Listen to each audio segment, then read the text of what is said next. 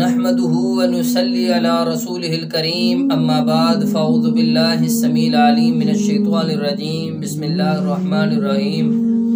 فيهن قاصرات الطرف لم يطمثهن انس قبلهم ولا جان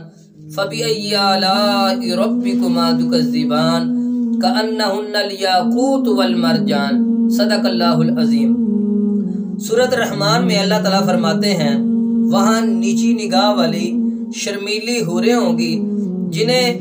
ان سے پہلے نہ کسی جن نے نہ کسی انسان نے ہاتھ تک نہیں لگایا ہوگا، اور تم اپنے رب کی کون کون سی نعمتوں کو جھٹلاؤ گے۔ اور اس کے بعد فرمایا وہ حوریں ایسی ہوں گی کہ جیسے ہیرے اور مرجان ہیں۔ میرے محترم بھائیو، اللہ کی جنت بڑی خوبصورت ہے۔ میں وہ جو اوپر کے درجے والے جنتی ہیں ان کا تو مقام ہی علیحدہ ہے، لیکن جو سب سے نیچے درجے والا جنتی ہے، اللہ کے رسول صلی اللہ علیہ وسلم نے فرمایا کہ سیدنا عبداللہ بن مسعود روایت کرتے ہیں، بخاری اور مسلم میں روایت ہے کہ رسول اللہ صلی اللہ علیہ وسلم نے فرمایا ایک بندہ جہنم سے گھٹنوں کے بل گھسیٹتا ہوا نکلتا ہوا جہنم کے دروازے پر پہنچے گا تو وہ اپنے سامنے ایک درخت کو دیکھے گا، کہے گا اللہ اگر تو مجھے جہنم سے نکال کے اس درخت کے سائے کے نیچے بٹھا دے تو تیرا کیا جاتا ہے؟ تو اللہ کے رسول صلی اللہ علیہ وسلم نے فرمایا اللہ کہے گا ابن آدم ایک شرط پہ بٹھاؤں گا کہ دوبارہ سوال نہیں کرے گا۔ کہتا ٹھیک ہے۔ جب وہ درخت کے نیچے جاتا ہے تو ایک اور درخت نظر آتا ہے تو کہتا ہے اللہ اگر اس درخت کے سائے کے نیچے بٹھا دے تو تیرا کیا جاتا ہے؟ اللہ کہتا ہے ابن آدم تو نے پھر سوال کر دیا، تو نے پہلے وعدہ کیا تھا میں سوال نہیں کروں۔ کہتا اللہ تو رب العالمین ہے، بٹھا دے تیرا کچھ نہیں جاتا۔ تیسری دفعہ ایک اور درخت نظر آتا ہے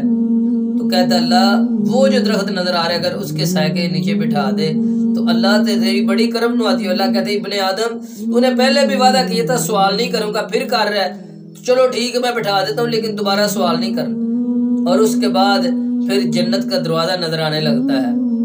تو کہتا اللہ وہ جو جنت کا دروازہ مجھے سامنے نظر آ رہا ہے اگر اس کے سامنے بٹھا دے تو اللہ تیرا کیا جاتا ہے؟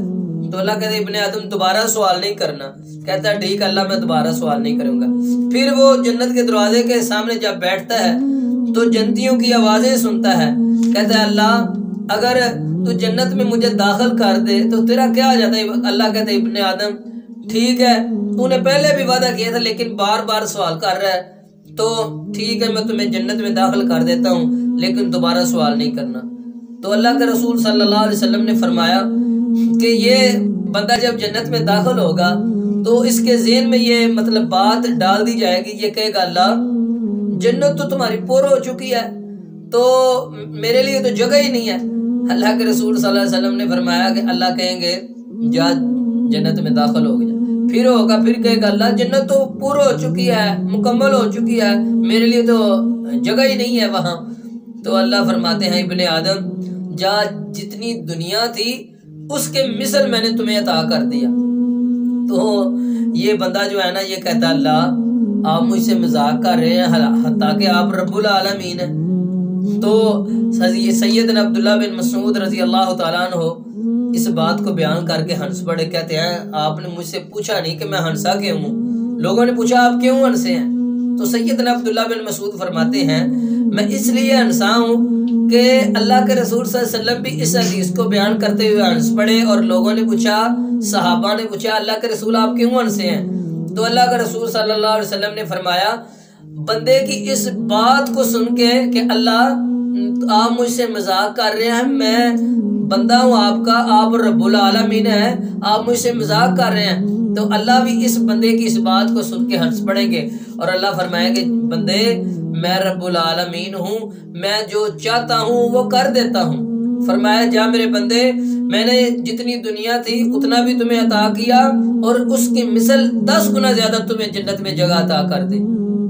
تو ایک اور روایت میں ہے سیدنا عبداللہ بن مسعود روایت کرتے ہیں کہ رسول اللہ صلی اللہ علیہ وسلم نے فرمایا کہ میں ایک ایسے بندے کو جانتا ہوں، ایک ایسے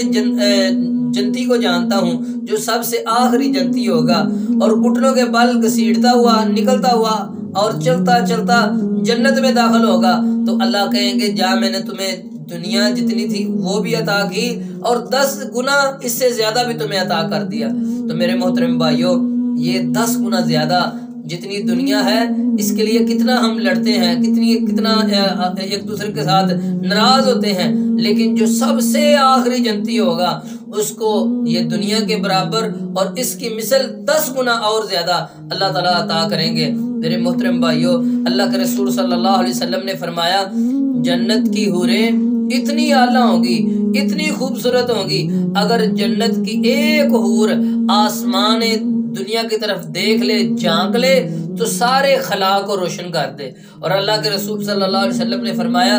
جنت کی ایک حور جو ہے اس کا جو دوپٹہ ہے اتنا قیمتی ہے، اتنا اعلیٰ ہے کہ یہ دنیا میں جو کچھ ہے اس سے اعلیٰ اور قیمتی اس کا دوپٹہ ہے۔ میرے محترم بھائیو، یہ حوریں، یہ بہاریں، یہ سلطنتیں، یہ بادشاہیں، یہ پروٹوکول اس بندے کو حاصل ہوگا جو نماز پڑھے گا، روزہ رکھے گا، اللہ سے ڈرتا ہوگا، چگلیاں اور غیبتیں، بہتان بازیاں، ان کاموں سے دور رہتا ہوگا۔ اللہ سے دعا ہے اللہ ہمیں عمل کرنے کی توفیق عطا فرمائے۔ اور ایک وظیفہ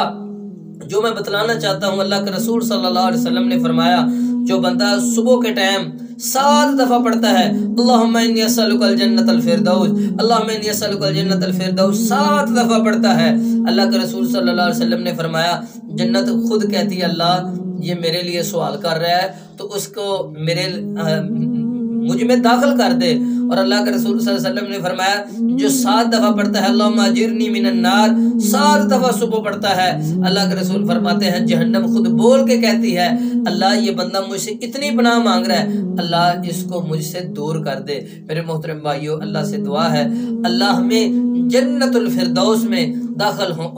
فرما دے اور ایسے اعمال اللہ ہم سے کروائے کہ ہم جنت الفردوس میں داخل ہو جائیں۔ وآخر دعوانا